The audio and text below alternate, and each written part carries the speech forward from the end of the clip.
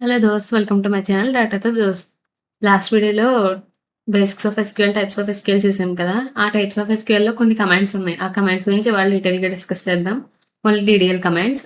DDL commands ఏంటంటే create, alter, drop, truncate, rename. వాటి syntax అన్ని రాశాను. ముందే రాసింది ఏంటి అనుకోకండి, ఎందుకంటే నేను రాస్తూ కూర్చుంటే టైం అయిపోతుంది.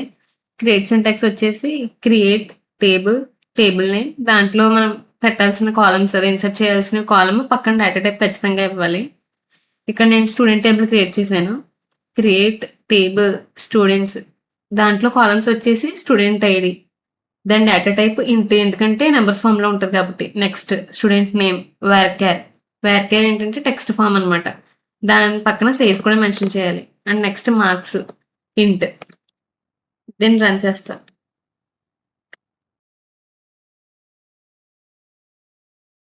ఏంటంటే మనం టేబుల్ క్రియేట్ చేసుకున్నప్పుడు ఏదైనా కాలమ్ యాడ్ చేసుకోవడం మర్చిపోతే తర్వాత ఆల్టర్ ద్వారా మనం అది యాడ్ చేసుకోవచ్చు అనమాట. సింటాక్స్ వచ్చేసి alter table, table name, add column, data type.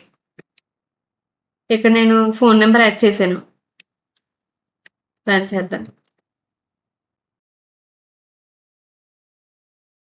Drop ఎందుకు యూజ్ చేస్తామంటే ఎంటైర్ టేబుల్ని డిలీట్ చేయడానికి అనమాట.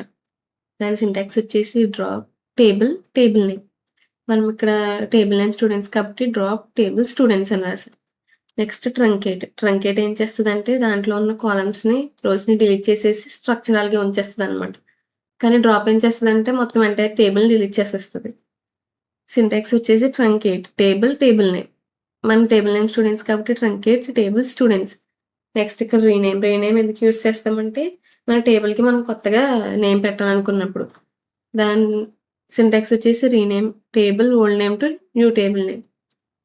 రీనేమ్ టేబుల్ స్టూడెంట్స్, ముందు పాత టేబుల్ నేమ్ స్టూడెంట్స్. నెక్స్ట్ వచ్చేసి డ్రాప్.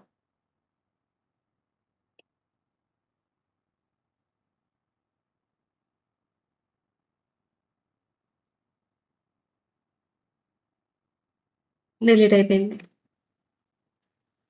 ఇంతే వాళ్ళ వీడియో. నెక్స్ట్ వీడియోలో మనం డిఎంఎల్ కమెంట్స్, డిక్యూఎల్ కమెంట్స్ చూద్దాం. Thank you.